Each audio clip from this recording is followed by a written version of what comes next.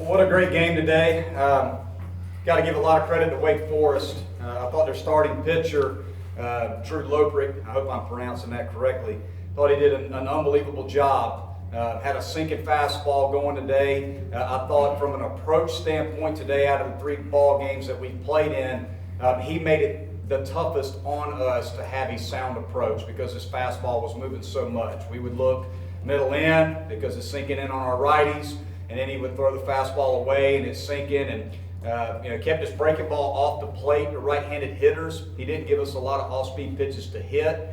I just thought he did a really good job of throwing the fastball below the belt and letting it sink out of the zone, and we swung at it a lot. So got to give him a lot of credit. Pitching-wise, Pat Andrews did an outstanding job for us today. We're down by 3 runs. Eubanks threw strikes, but you got to give Wake Forest a lot of credit. They're a very good offensive ball club, and they hit him.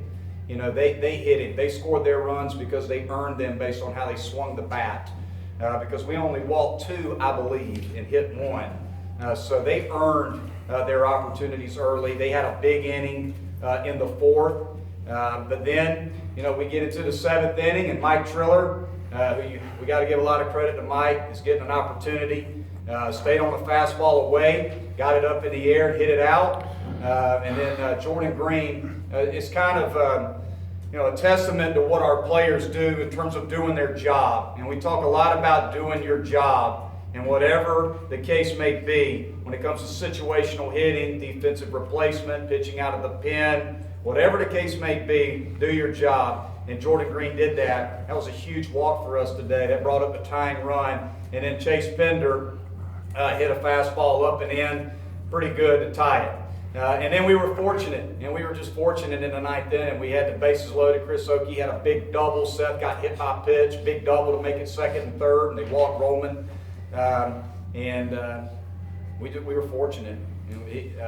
Dunshee executed pitches to Weston, got him to pop up, and then we got just a pass ball, and it just worked out for us. And I think one of the things that was critical for us was our bullpen. Pat Andrews and Pat Krall did a really, really good job. And we played really good defensively from the 7th inning on.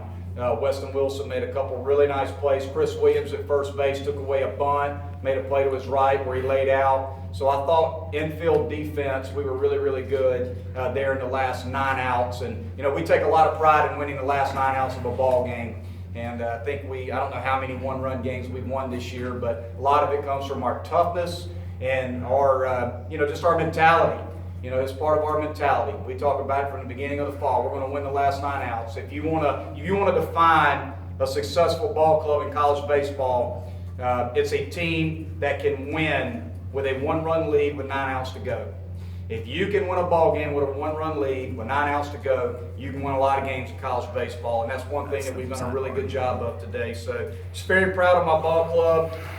It was a gutsy win for us, come from behind win, which we've done time and time again, so our guys didn't panic.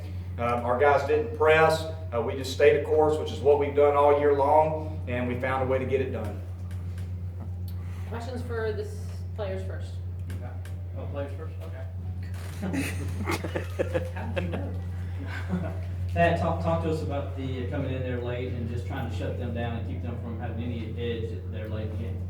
Well, you got to give Wake Forest a lot of credit. We played them in the season and for the past few days in the tournament. They're a really good offensive team. They hit good swings. They're taking good swings all day.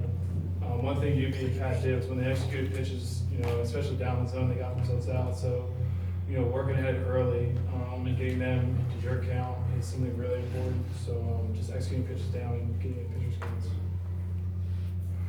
Over here.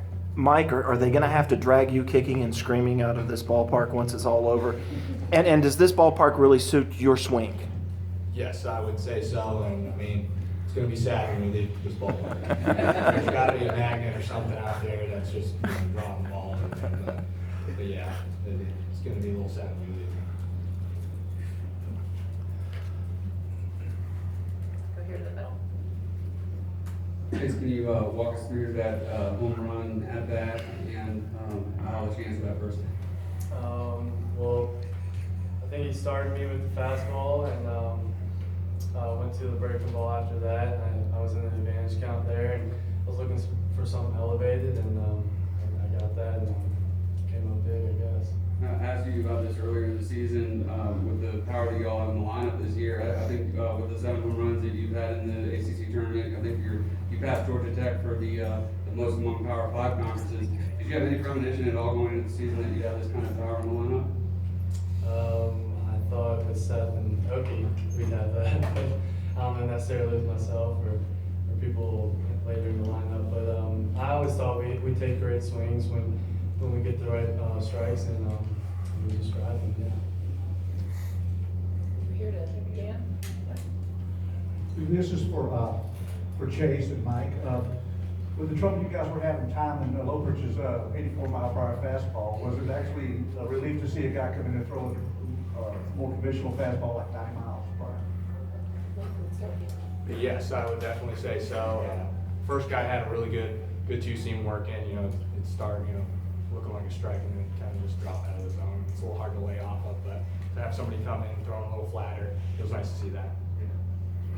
Yeah, I'd agree. It's real tough, especially as a righty. He would just start that two-seam down the middle, and it would be running on your hands. And he'd also have a two-seam that would sink a little bit. So it's always easier facing a flatter pitcher. But he was effective, and I give him credit for that. Over here to our right. Chase, that's 14 one-run game win for you guys.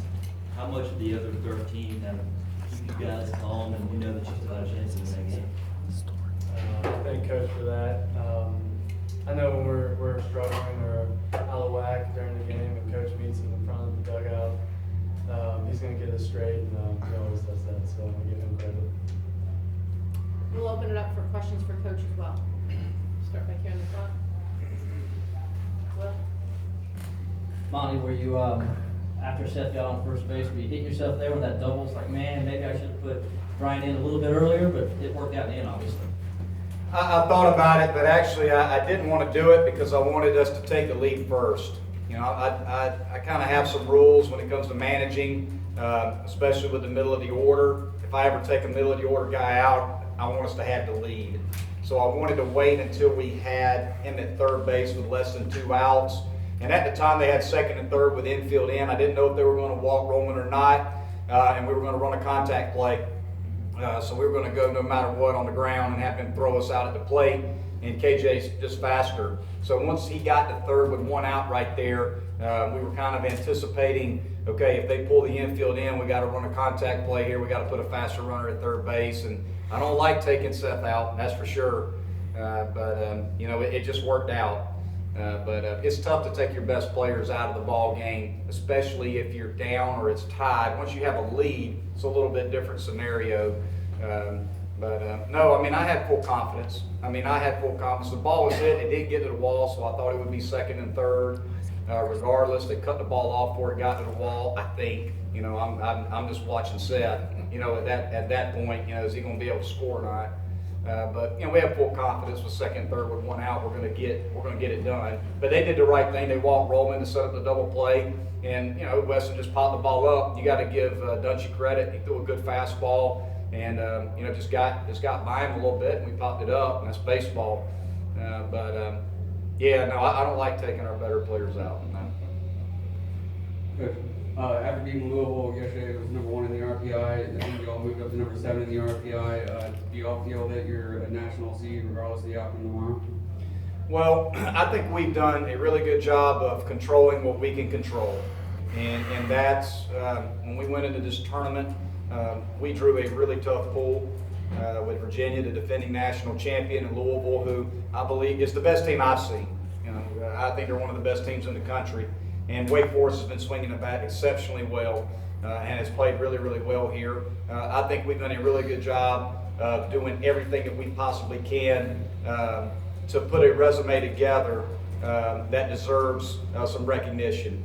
Are we a national seed? We can't determine that, but I know this: if you look at our top 50 wins, top 100 wins, it's hard, I think, for anybody to say that Clemson doesn't deserve to be one of the top 8 national seeds. We have one of the top 8 resumes, I believe. And again, I don't study it, to the point of the people on the committee. I'm just trying to win the next game. But I do believe we're in the conversation, and we'll see. And with the short outings from Pat yesterday and today, how comfortable are you using the Myers if you need him? Well, it's always going to be a day-by-day feel thing with Pat. We're gonna talk to him, see how he feels. We're going to look at the pitch counts, see how many pitches he threw. I don't know how many pitches he threw. I haven't had a chance to look at it yet. And if he feels good and we feel like he can go out there and give us an inning, then we'll do it. But we'll analyze that day by day based on feel and based on pitch count. Monty, who do you prefer tomorrow, Florida State or Miami? I personally don't care. They're both really good clubs. So if you're playing Florida State, you're going to play one of the best coached teams in the country, a great offensive approach-oriented team where you're going to have to throw strikes. Very well coached. Miami is a very dynamic lineup, very good defensive ball club. I think one of the better defensive ball clubs in the country, another team with really good offensive approaches.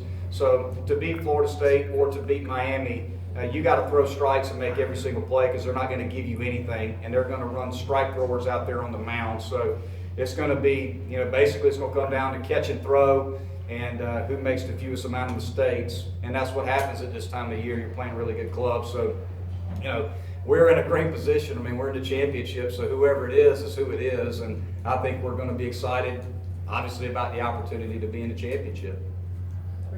Coach, you've seen Wake Forest now 4 times this season. Is that a team you believe deserves to see their name called Monday for the NCAA tournament? Absolutely. I believe so, yes. That's a dangerous lineup. Their starting pitching is very good.